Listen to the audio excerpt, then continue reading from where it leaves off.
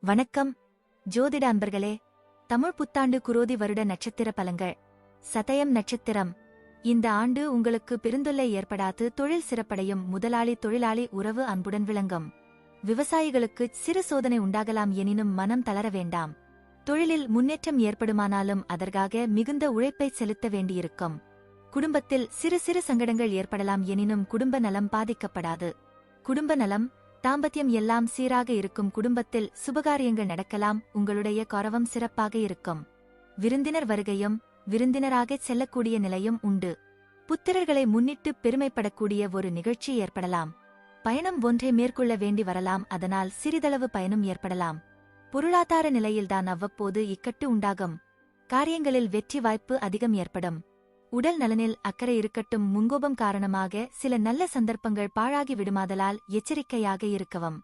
அன்றாட பணிகள் செவ்வனே நடக்கும், ஆனால் மிகுந்த முயற்சியின் பேரிலேயே ஒவ்வொரு காரியத்தையும் முடிக்க வேண்டியிருக்கும்.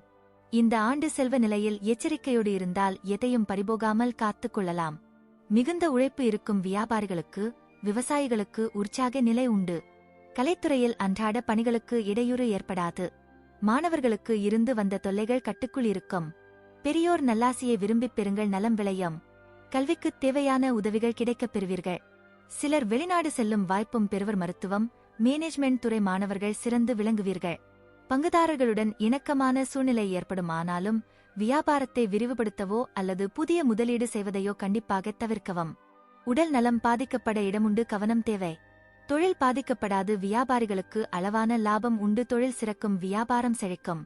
நன்றி, வணக்கம். வாழ்க வளமுடன்.